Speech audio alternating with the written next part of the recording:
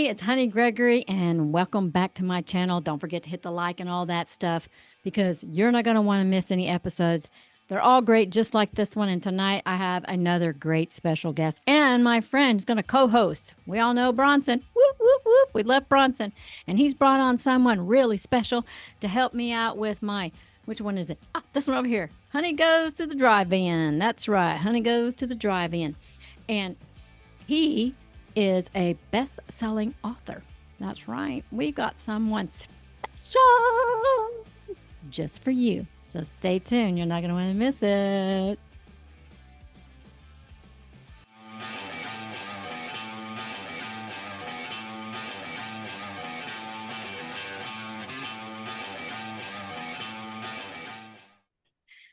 Hey, it's Honeygregory once again, and welcome to my channel, Perpetual Learning, where we are continuously learning. And today we have some amazing people.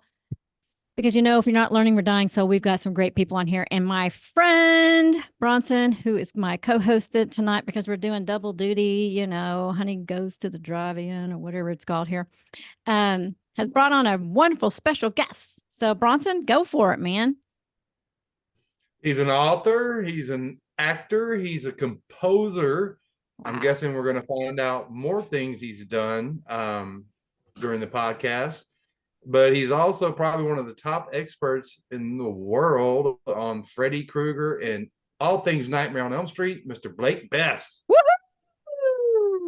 Thank you so much, Blake. You're such a cutie pie. Thanks for coming on here. I really appreciate it. I know you're a busy man. You were just telling us, all these things you've got going on. And so I just feel so blessed that you're here. Thank you. Anytime you want to have me, I will definitely set aside time on my schedule for you and for Bronson. He's a good friend, and so are you. So. Oh, you're so sweet. Thanks. Okay, Bronson, you're going to do the question asking. I got one. I want to know about this inducted into the Hall of Fame for your book. Tell me about that. Okay. So let's take a long story and make it a bit shorter and more fun. So, okay.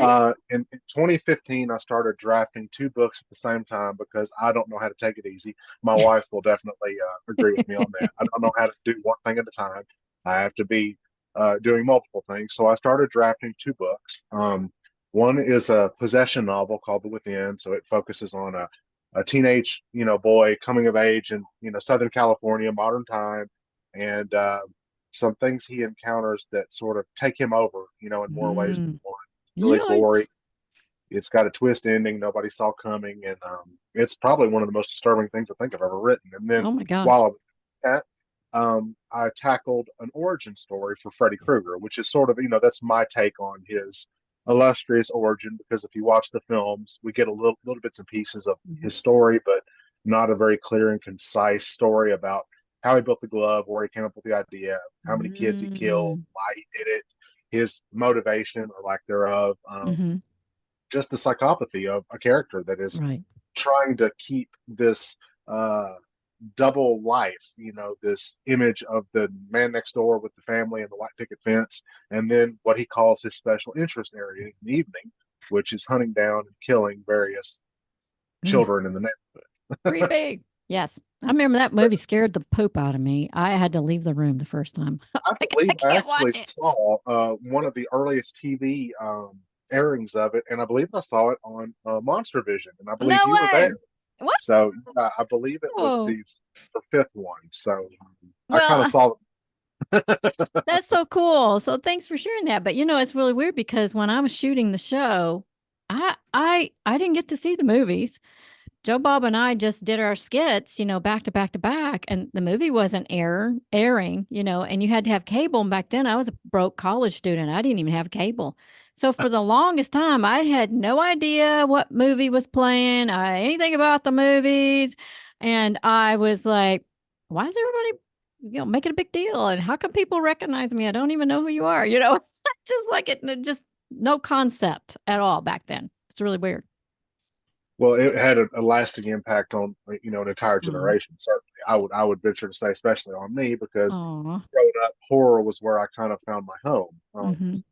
Things growing up were kind of, difficult at best, so I kind of found a good little escape route in writing and watching horror stuff. So fast forward back to 2016. So I get these books done, And I had a publisher at the time, and they're like, "Oh, these books are amazing. We're going to get you this, this, and this." And I was like, "Cool." So I did an event in Las Vegas with Paul Casey for Paul Casey Entertainment. It was called Sin City Halloween. That was 2016. That was in late October. So I went there and I had no idea I was getting inducted. I was invited to do a guest appearance at a convention. I've been doing these things for almost a decade, and I was like, okay, cool. It's a convention appearance. I'll get to meet some fans, hang out, get to meet some other folks that I work with in the business, and then just have a good time. Fun. Not to mention it being Sin City, it was my first time there, so Aw. good way to start. But so I got there and set up the stuff for the convention. And then right before the Associated Press was there, and I was like, wow, this is a big deal. The press is covering it's cool, and so they did a big kind of announcement for everyone and kind of introduced everyone. And then they spoke about me and they spoke about the books, especially the Nightmare on Elm Street book and the Within both. And they both were inducted that night. And they sent me home with the plaque, which I actually got to keep. So I have it Oh, right. So that's so cool. it's inducted with Lon Chaney's family, Boris Karloff, John Carpenter.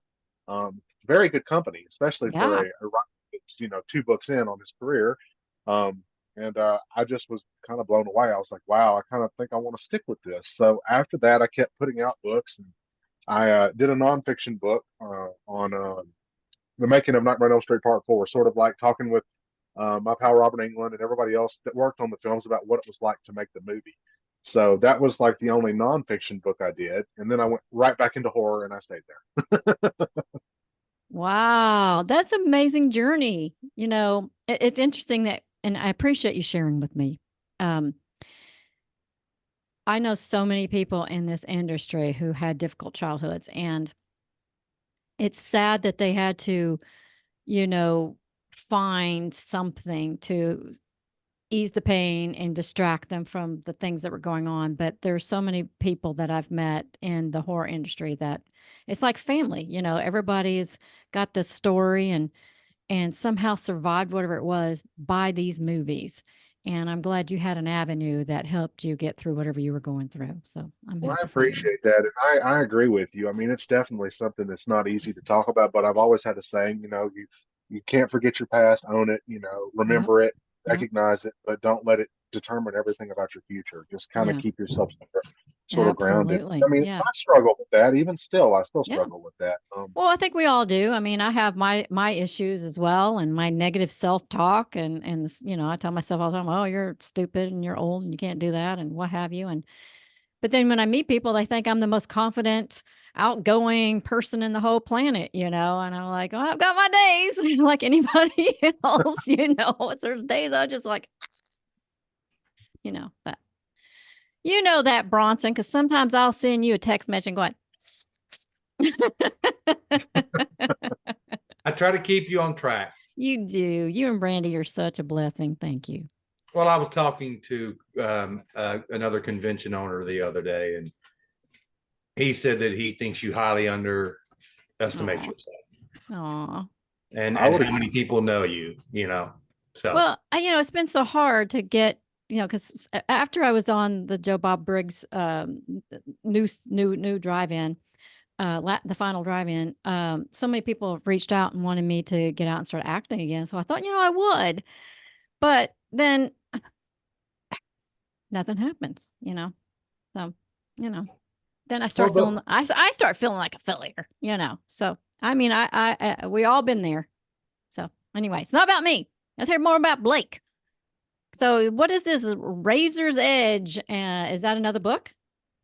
It is. Actually, that was the first book. Actually, that was the one that got me inducted. So that's the front cover. Can you pull it back a little bit? Can you pull it back a little bit? Just a little bit. Oh, there he goes. Ooh, that's a great cover. Oh yeah, I've got to give props to Helsing. He is my cover designer. He's a one name kind of guy, so he goes by Helsing, and he's done almost all of my covers. He does great work. I'm working on one right now about vampire movies. Oh, I love that. I dig that. That's not a subject I've touched. I've touched cryptozoology and possession and ghost stories and slashers, but not done vampire. So I love vampire movies. That's out of all the horror genre, that's probably my favorite, even though I'm doing this half the time, but that's the ones Well, I prefer to watch. speaking of I believe it's next weekend, honey. Yeah. You should go to the movies because there's a new vampire movie coming out called Abigail. Abigail.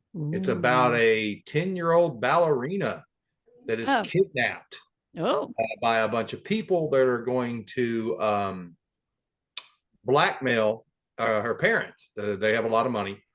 And this little girl's a vampire, and she looks at the one lady in the trailer is like, "It's gonna be fine, honey, whatever." And she's trying to be nice, and the little girl's like, "I really like you, so I'm really sorry for what I'm gonna do to you in a minute." Oh, that's cool. But it's called Abigail. Okay. All right. Well, we should both go, and then we'll do a podcast on it.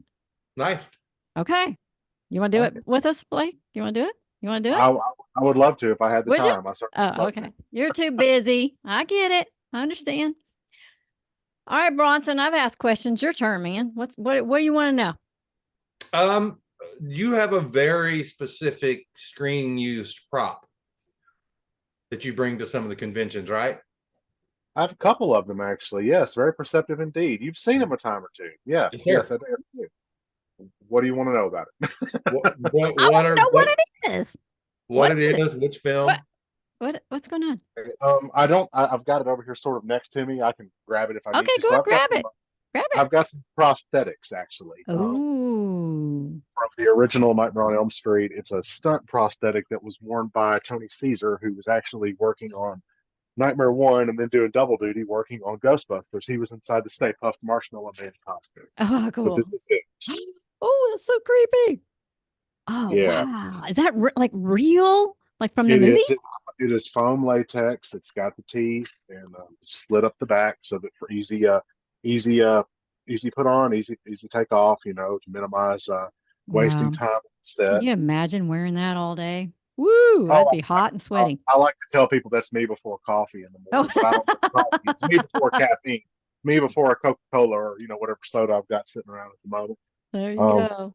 That's just one of them. I've got that. I've got scripts. I've got some claws. I've got a claw that Robert Englund wore during a book signing somewhere behind me in this case back here. So I like to take them out for people to see at the shows because otherwise this stuff sits in my office and kind of just like rots. And I would rather it get the exposure it deserves because these pieces are they're pieces of cinematic history. I mean, Freddy's glove is so iconic. It's sort of like Jason Voorhees' hockey mask or his machete or Leatherface's chainsaw or, the William Shatner mask from Halloween. So it's like such an important piece of film history. And I think that the prop masters and everybody that worked on the original films would be happy that it's still getting the love that it deserves. We're coming up on this year in November will be the 40th anniversary of Nightmare on Elm Street. So, oh my gosh, and it's still making waves all these years later. And I think that definitely speaks to the quality of the film and what a visionary Wes Craven was as a director and writer. Well, yeah, his movies are amazing.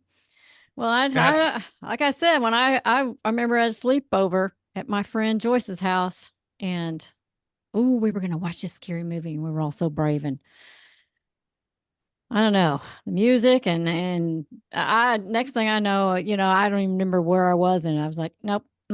I'll have nightmares all day. I mean, all night. So I ran and hid, and I could hear it still in the other room. I was like, oh, scary. Well, I specifically remember I was lucky enough, even by 4 or 5 years old, going to the movies back in the late 70s, early 80s, and I was big into the slashers. Jason, Michael. When you were little. Oh my God. Oh yeah. It's it's called the Ritz Theater, and basically it was my mom went to take me when I was like 6 or 7 and pay for me to go in with my friends or something. Oh my gosh. And the lady running, her name was Miss Agee. I may have told this story before. Was she said, "You shouldn't be letting your kids see these type of movies." Well, that made my mom extremely mad because she was like, "Don't you tell me how to raise my kid," So from then on out, it was almost like a challenge. So if I wanted to go see a movie, my mom would take me just in case this lady would say, "You shouldn't let your," because she wanted to argue with that lady. Yeah. But I remember going to see Nightmare on Elm Street, and I was all in these slashers, and they're kind of boobs and fun and boobs and a cut off head. And there more boobs. Something very different about. There was something very different about Freddy. Very different right off the bat. It was so realistic. It was so realistic. And what kid doesn't have nightmares? I mean, come on. True. And Freddy, because I didn't see every horror movie when I was a kid, but when I would, and then I started renting them on VHS. But Freddy, and then right after that, Pinhead. I was like, oh, I love horror movies. They don't scare me. And then Freddy, I was like, wait. What is this? And I'm pretty sure I had nightmares. Mm-hmm. Did you have nightmares, Blake, when you saw it the first time? Oddly enough, I did not. But again, it's weird because, like I said, growing up, I won't go too much into it. I mean, anybody that knows me knows the backstory on it. But I mean, that was the least of my worries. That was considered PG by the standards I was living in. So Freddie, I'm so sorry, honey. doing what he did was kind of just like, oh, let me experience this feeling of fear through someone else's eyes and kind of, live, vicariously through whatever character, because, it's one of those things. You go to the movies and you do develop some feeling for the other characters, but everyone knows why you're there. You're there to see Freddy. You're there to see how he's going to dispatch these various, scantily clad men and women, and so on and so forth. But I think what Bronson's getting at, and it's a good point with Freddy, and to another degree, Pinhead, Captain Elliot Spencer. It's the personality. They toy with you before you die. Before that, Jason and Michael Myers were sort of like Bruce, the Jaw Shark, kind of a nondescript menace that just came at you, did what it had to do, and then its merry way to the next person. But Freddy and Pinhead, especially, both of those two, and Candyman even, they like to toy with you before you die. And I think that makes them that much scarier, but it also makes you love to hate them, for lack of a better word. It's almost like they're anti-heroes in a way. Gave you a different perspective. Like it's like you're more involved with who they are and their psyche and what's going on in their world. Interesting. Right. Well, I think that's what makes those kind of movies more scary, Well, yeah, and Blake said it right. I mean, Jason and Michael were these lumbering dullards with one intention, and there, of course, there's a little backstory between both of them. Of course, part 2 totally made up Michael and Laurie Strode being brother and sister. But like you said, Blake, there's something different about Freddy, and I love that Wes Craven did that. And the story. He got that idea from was it Taiwan or Vietnam? It was actually where my family's from South Korea. Oh, South Korea. Thank you. Refugees were, escaping persecution in their home country, and they fled to the U.S. for a better life. And it was like, at first, the parents and things were thinking, well, this is sort of like a post-traumatic stress disorder thing, relocating from a war-torn country. And what specifically clinched it for Wes was there was a case where a boy had stayed up for 6 days straight, no sleep. They found a coffee pot with an extension cord under his bed.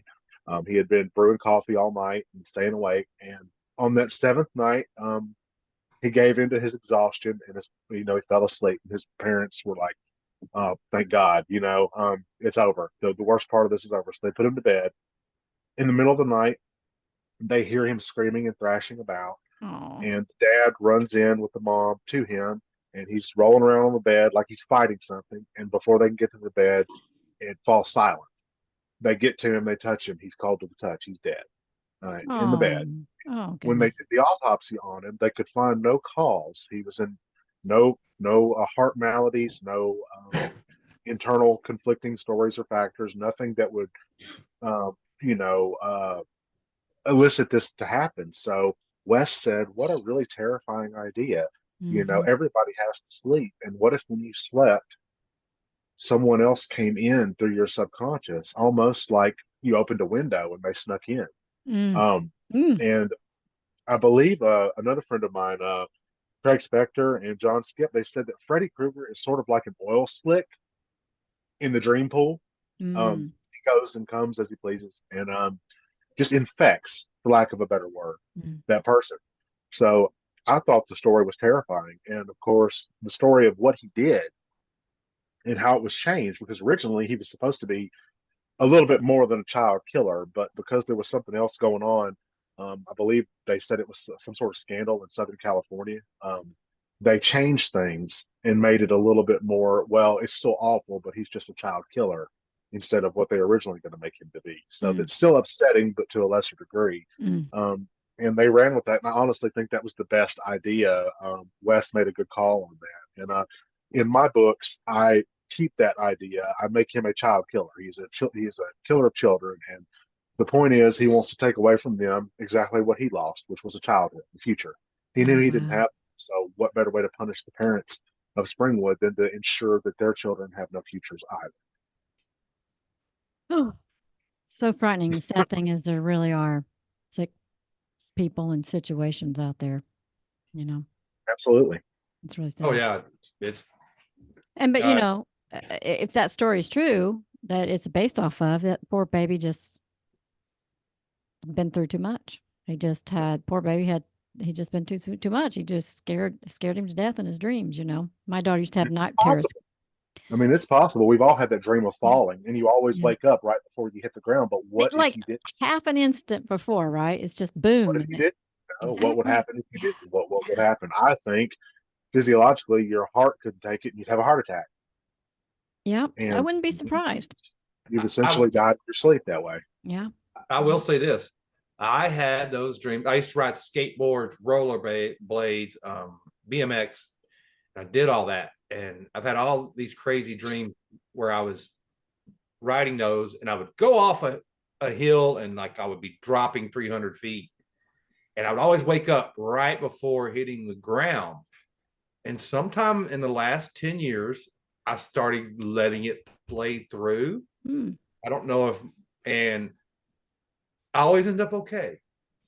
Now, I don't know if that would have happened differently, but that's just a weird thing. Like, you know, that we all have that falling and waking up right before. And I always did it for 40 plus years, probably 42 years. And then the last 8 or 9 years, I actually just let it play through and I usually end up okay, but I don't have them that often, but 2 or 3 times a year I do.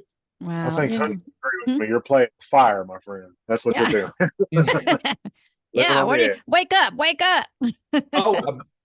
Blake, I did want to tell you that me and Brandy are going to in August to Baton Rouge for the Cult Classic Convention. And Nancy's mother from the original Nightmare on Elm Street is going to be there. Bonnie, yes, she's a great lady. I love her. Okay, so I've never seen her at a convention before, so I'm kind of excited. Oh, cool. Oh, yeah, you'll have a good time. She's an incredible musician too. She did some work with Bob Dylan.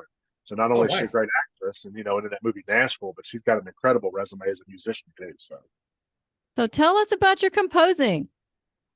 Oh, there's so much of it. So I'm very are you composing for movies or what are you composing?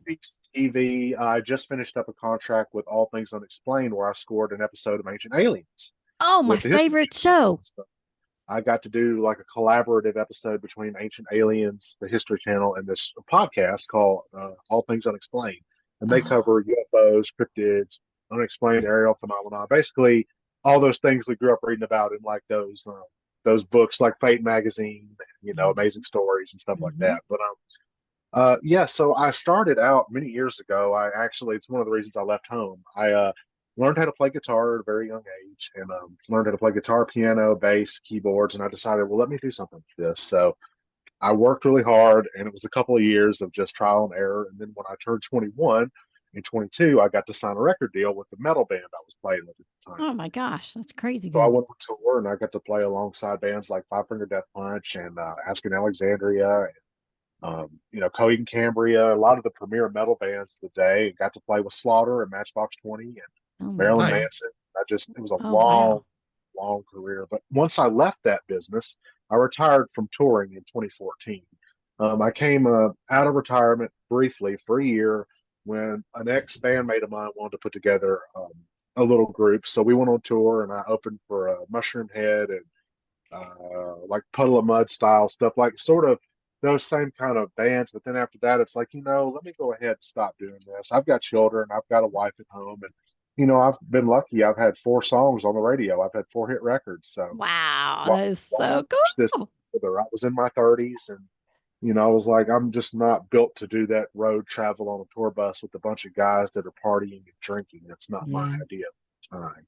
So I just moved over to working on films, and oftentimes it was sort of like a package deal early in my career. So I would audition for a film, and then the casting director and the production would find out I was a musician. It's like, oh well, we want you to have lines and do this, but can you, we'll pay you, but will you also score the soundtrack? We'll give you, credit for this, that, and the other. And I was like, sure. So that's sort of how it got started with the movies. And thus far, I've done 12 movies, 2 television series, 3 podcast themes, that collaborative episode, and then I'm working on 3 other films and another TV show that's booked out until 2028. So I'm That's very busy. amazing. Congratulations. Thank That you. is I so actually cool. sent some of the stuff last night to aggravate him. It was late at night, and I keep vampire hours. So I sent him some music. I didn't have a way to send it to you directly, honey, but I will make sure that it gets sent to you. But I let him listen to it. New record. I just put it out. It was just released this weekend. Wow.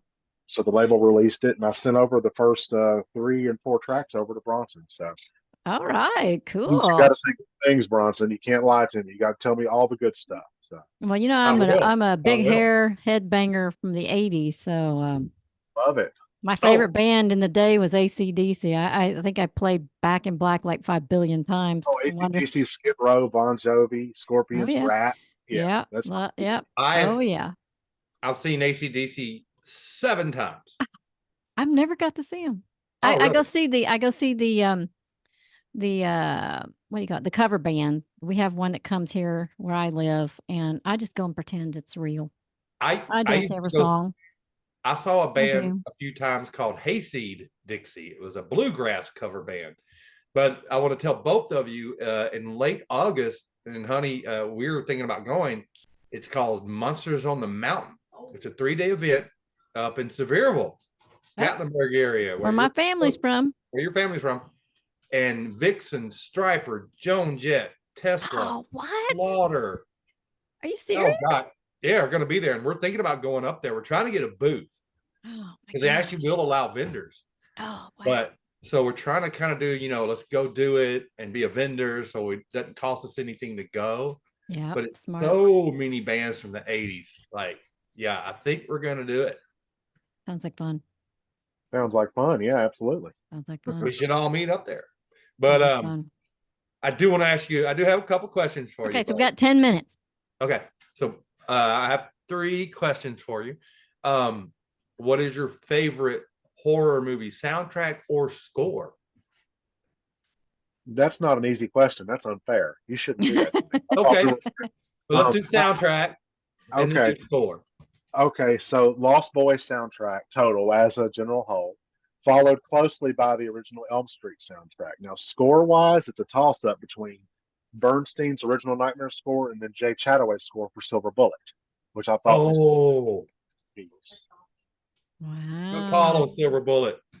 I yes. don't know if you can see it, but I have a Lost Boys Mm-hmm. soundtrack right here signed by Yeah, Tim Capella. So, yeah. My favorite soundtrack is Trick or Treat, the 1986 Trick or Treat. Gotcha. Very good choice. The rock band Fastway did that whole soundtrack. I also love Return of the Living Dead with all the kind of punk go-go. Mm-hmm. Of course, AC/DC, Who Made Who. Score. I don't know if I have a favorite, but I do love some of the Italian ones and Dawn of the Dead. Oh, there was good music in Dawn of the Dead. I was Just as far surprised as when the I watched it. score. Uh-huh. Cool. I like that. Very diverse and good stuff. Very good choices. Wow. Now, what's your favorite obscure 80s horror film? Mine? Mm-hmm. Yes, sir. Wow, that is another very good question. You come prepared. I love it. I don't know how obscure it is to a lot of people, but I really love Life Force. Life Force, and Dead and Buried, which was another early Robert Englund vehicle. But Life Force, I think, tops the list because I just never seen anything like it. If you haven't watched it, it's definitely one of those Tobe Hooper style, films. But it's very interesting and unusual. And Honey would probably enjoy it because they're kind of the main character. She's kind of like was her name Matilda? the Yeah. actress. Anyway, but it's Steve Rail's back, and it's kind of like a space vampire. Oh, interesting. Yeah, and she just kind of sucks the life force out of everybody. Like, she's kind of like a space vampire. And even better, honey, she walks around completely naked the whole film. Well, all right. I mean, start to I finish. wasn't expecting it. I wasn't expecting that because, every so often my wife and I go on a kick where we watch a bunch of, stuff from years before and that we had never seen. We've got like a collection probably here at the house, about 4,000 DVDs and Blu-rays. So we're Oh, wow. constantly grow that list. So we saw that. It was a late night weekend screening. She made popcorn and we had, some food, and then we watched that and I was like, what in the hell did I just watch? But I loved it. It was interesting, and it's like you said, sort of like a space vampire, almost otherworldly psychic vampire, kind of almost like what is it? Rose the Red Hat from Doctor Sleep. Ah, yes. Sort of that same kind of Sucking the life force out of people, or The Shining, which Ooh. Brandy has cosplayed Rose the Red Hat, and she did it for Henry Thomas in Atlanta, Days of the Dead. Oh, wow. Brandy's love awesome. Gotta love Brandy. She's awesome. She's cooking dinner. All I right. don't What think I've ever is got she to making? visit with her. I'm gonna have to visit with her next time I see you, Bron. Okay. Now I have one more question for you, and then we can kind of talk about what's coming up or whatever Honey wants to ask you. Because we got like 5 minutes. Okay. So what's your favorite non-horror film? Non-horror film. Okay. The Shawshank Redemption. Ooh. Now, Very that was written by Honey. Do you know? No. Stephen King. Oh, was it really? Mm-hmm. Oh my gosh. Frank Darabont had a hand in some of that stuff as well, too. Yes, like the screenplay adaptation. Yes, absolutely. Wow. And it was a short story, right? Yes, it was called Rita Hayworth and Shawshank Redemption. It was just a few pages, but they made this great movie out of it. I mean, that's one case where I could say the movie, in my opinion, expounded so much more on the book, than the book did. I really liked it. That's Honey, so cool. What? So, Honey, what's your favorite obscure 80s horror movie? Well, I'm dyslexic, so I don't remember the dates on things. But one of my favorite ones back in that time frame is probably Bram Stoker's Dracula. Is that late 80s, early 90s? Yeah. Gary Oldman, yes. Yeah. Yes. Oh, yes. I even rewatched that a couple weeks ago. I hadn't seen it in a while, and I was like, dang, that's still a good movie. It holds up very well. Yeah, still really a good movie. Of course, towards the end, I'm like, but yeah, still a great movie. I think my favorite non-horror film of all time is Revenge of the Nerds. Because, and my handful of friends when I was growing up, Blake, and you'll know this, I was kind of an outcast. I liked heavy metal. I liked horror movies. And I was living in a very small town in West Tennessee. So there's like 5 of us. Oh my goodness. And people thought we were devil worshippers and blah, blah, blah. But they were also very scared of us.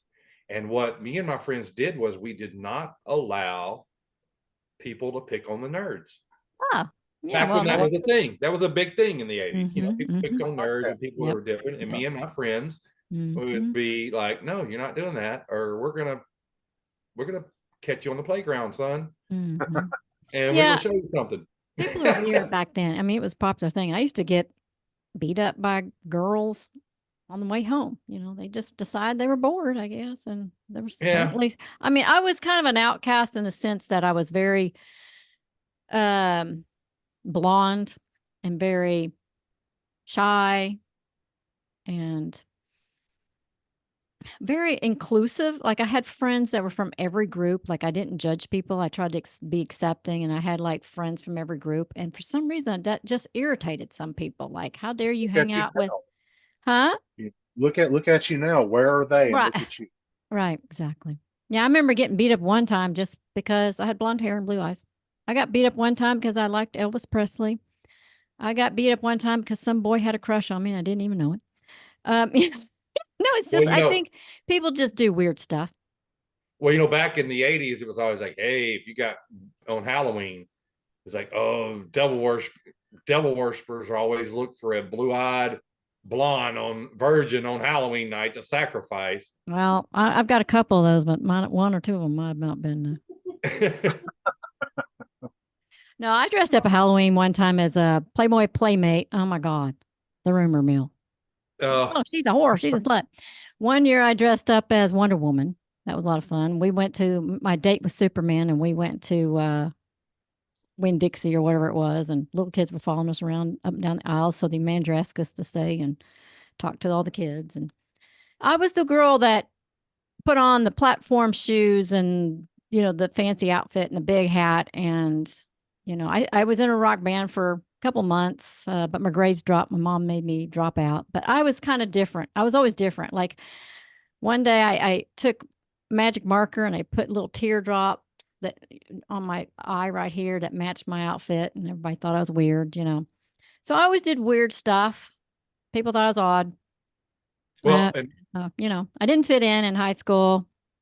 Well, Blake and you guys are both probably appreciate this, but I was like 12, and I don't know how it happened. Oh my gosh! Wait, we got 1 minute. Oh, anyway, I would put oatmeal on my face to make me look like a zombie, and then add blood around it. Okay, it's fixing to cut off. Thank you, Blake. Love you. Can't wait to meet you. What's coming up? We don't have time. Literally, it's conventions, but we talk too much. It's literally fixing to cut you off. We'll have to do this again. This was so much fun. I know, wasn't it? We'll do it again. Okay, but we're gonna be at the FrankenCon. Will you be there? I will not. I was not invited this year. So that's all right. I don't get invited very many things either. So thanks to okay. Bronson, I get invited. We'll keep in touch. Perhaps Bronson can, forward you over my number and my email, and I'll send you the music, and we can keep in touch. Hopefully. Well, you're blessed. God bless you. That was fun. Thank you, Blake. Appreciate you guys. Thank you. Thank you, honey. Bye.